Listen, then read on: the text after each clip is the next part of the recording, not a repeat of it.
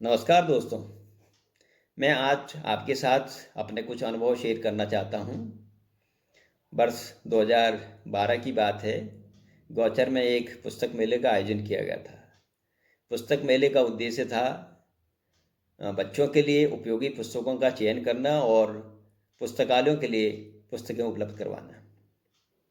विभिन्न स्तर की पुस्तकों के चयन हेतु समितियां गठित की गई ताकि वो जो है प्रत्येक स्टॉल में जा कर के जो है पुस्तकों को देख सकें और उनमें से उपयोगी पुस्तकों को चिन्हित कर सकें।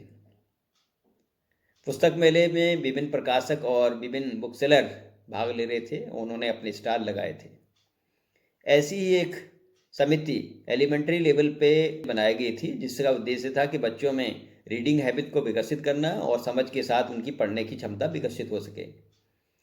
समिति ने प्रत्येक स्टॉल में जाकर के किताबों का निरीक्षण किया और उसके उपरांत बच्चों के लिए उपयोगी कहानियाँ, आदर्श पुस्तक संग्रह, गीजू भाई की कहानियाँ आदि आदि काफ़ी पुस्तकों की एक सूची बनाई गई और उपलब्ध कराई गई। इसी बीच क्या किया गया कि बच्चों की रुचि जानने के लिए 3-4 स्कूलों से 30 बच्चों को बुलाया गया। छोटे छोटे बच्चों को कहा गया कि प्रत्येक स्टॉल में जाइए और देखिए आपके लिए कौन कौन सी पुस्तकें अच्छी हैं। बच्चों ने बहुत ही आनंददायक पुस्तकें चयनित की गई जिनमें जो है उनका शीर्षक बहुत सुंदर था या उनके फ्रंट पेज पे बहुत अच्छा जो है चित्र लिखा हुआ था। ऐसी ही एक कहानी संग्रह ऊन का गोला बच्चों के द्वारा चिन्हित किया गया और जिसमें 28 बच्चों ने ऊन के गोले पे जो है टिक किया गया। जब सूची पूरी देखी गई तो बच्चों के द्वारा जो चयनित सूची थी और समिति के द्वारा जो चयनित सूची थी उनमें 15 से 18% का ही समानता मिली।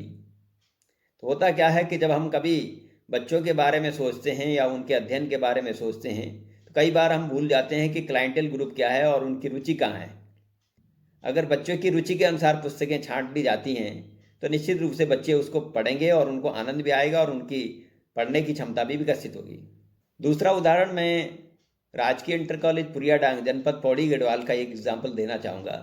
वहाँ पे 2011 में मैं शैक्षिक अनुसरण के लिए गया था और उसका उद्देश्य था विद्यालय में पठन पाठन किस प्रकार से चल रहा है। विद्यालय में जैसे मैं प्रवेश करता हूँ कक्षा 6 में गुरुजी की पढ़ाने की जो है ऊंची ऊंची आवाज़ आ रही थी। मैं वहाँ पे कक्षा में अंदर प्रवेश किया मैंने तो वहाँ पे श्री विजय शंकर तिवारी जी गणित पढ़ा रहे थे। वह गणित अध्यापक थे। उनका विषय था भिन्नों का जोड़। अब उन्होंने 2 भिन्नें बोर्ड पे लिखी। एक तो 1/2 थी और दूसरी थी 3/8। पहली भिन्न के बारे में जोर से बोला। पहली भिन्न हमने लिख दी 1/2। बच्चों क्या लिखी? बच्चे जोर से बोलने लगे 1/2। ऐसी दूसरी भिन्न के बारे में कहने लगे क्या लिखी? बच्चे जोर से कहने लगे 3/8।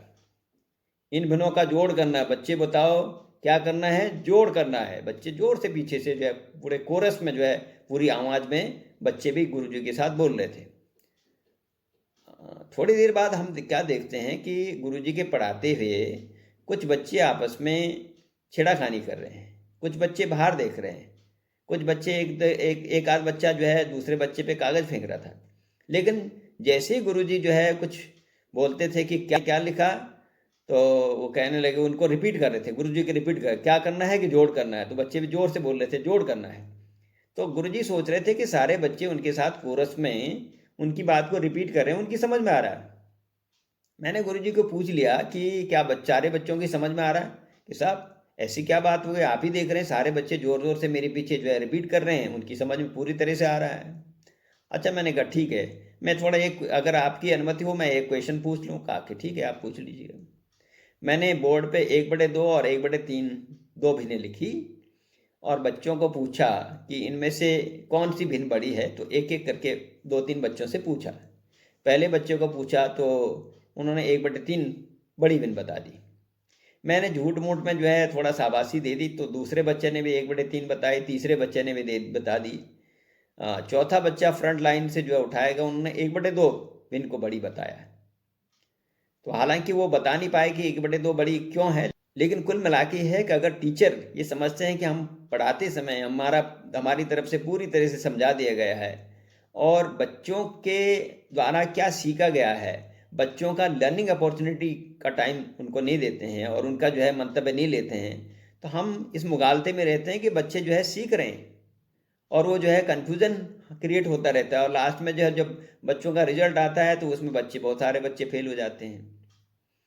ऐसी विद्यालय का निरीक्षण करते करते मैं कुछ कक्षाओं में गया और वही विद्यालय में मालूम हुआ कि सामाजिक विज्ञान के अध्यापक का पद रिक्त है। तो क्लास 9th में सामाजिक विज्ञान का पाठ चल रहा था।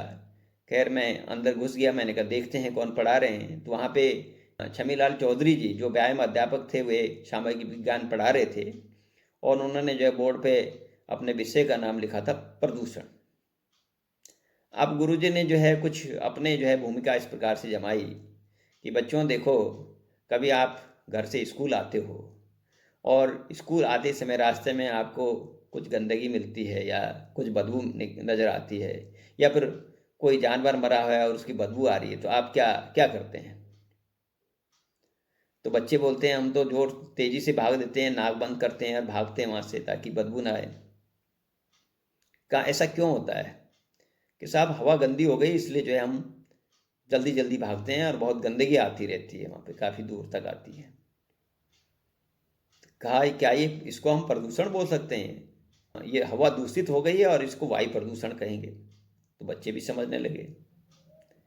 दूसरा एग्जाम्पल दिया कि ठीक है, एक जगह ताज़ा जल स्रोत है, हम पानी भर रहे हैं, लेकिन क्या हुआ कि किसी ने गलती से वहाँ ऊपर कूड़ा डाल दिया और आपको पता चल गया, तो आप क्या पानी भरते रहेंगे वहाँ पे या पानी पिएंगे? तो बच्चे कहने लगे नहीं नहीं, हम पानी नहीं पिएंगे। क्यों नहीं पिएंगे? साहब कूड़ा डाल डाल दिया और गंदा हो गया पानी, इसलिए पहले उसको साफ करना पड़ेगा। तो क्या हुआ, तो पानी तो आ ही रहा, पानी तो बहता है।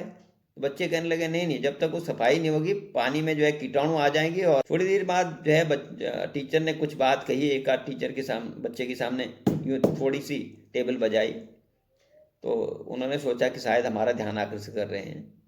थोड़ी देर बाद उन्होंने टेबल को बहुत तेज़ी से जो है बजाया, तो दो बच्चे बड़ी तेज़ी से चौंक उठे कि क्या हुआ, ऐसा लगा कान फटते। कहा क्या है ये कि अगर आपके सामने जो है कोई तेज़ी से ढोल बजाते हैं या रोज तेज़ी से जो है माइक की आवाज़ आती है, क्या होता है? साहब हम कान बंद कर देंगे। पटाखी की आवाज़ से क्या करते हैं कि कान बंद कर देते हैं। क्यों कान बंद करते हैं? आवाज़ सहन नहीं होती। तब टीचर ने एक एक चीज़ करके बताया कि भाई देखो, जहाँ तक वायु प्रदूषण है वो जीवाश्म जलाने से या फैक्ट्रियों का गंदा पानी से या किसी प्रकार से जानवरों को गंदी चीज़ों को डालने से जो वहाँ पे ये इस प्रकार का प्रदूषण होता है। इससे सांस की बीमारी या चर्म रोग वगैरह हो जाते हैं।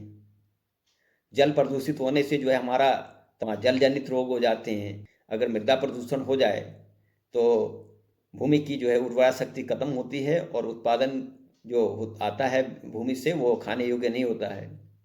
ध्वनि प्रदूषण के बारे में उन्होंने बताया कि लगभग 85 डेसिबल तक हमारी जो है सुनने की क्षमता होती है और उससे अगर ऊपर हमारे सामने ध्वनि होती है तो उससे दिक्कत होती है, उससे ध्वनि प्रदूषण कहते हैं। उससे बहरापन, नींद आना या हाई बीपी वगैरह ये सब हो जाता है। ये सब चीज़ें जो है उन्होंने बताई तो हमें लगा कि जो है टीचर ने बच्चों को पहले जो है मोटिवेट किया, उनको वार्म अप किया कि उस सब्जेक्ट के प्रति। वार्म अप करने से जो है अगर उनको सीधे प्रदूषण वो पढ़ा रहे होते तो शायद बच्चों की समझ में इतना अच्छा नहीं आया। बच्चे पूरे रिस्पॉन्स कर रहे थे, एक एक बच्चा जो है उस चीज़ को जो है जान रहा था और उनकी उत्सुकता बढ़ रही थी। और उसके बाद जो है उन्होंने सब्जेक्ट्स को, जो भी उनका टॉपिक था, उसको बखूबी बच्चों के सामने बखान किया। होता क्या है कि हम कई बार कन्फ्यूज़न कर जाते हैं कि जो जो चीज़ हमारे सामने अच्छी है या जो लगता है हमें कि बहुत सही है, उस समय वो उतना उपयोगी नहीं होता और कभी कभी हमें जो है कोई चीज़ बहुत सामान्य से लगती है, उसकी विशिष्टता कुछ और होती है।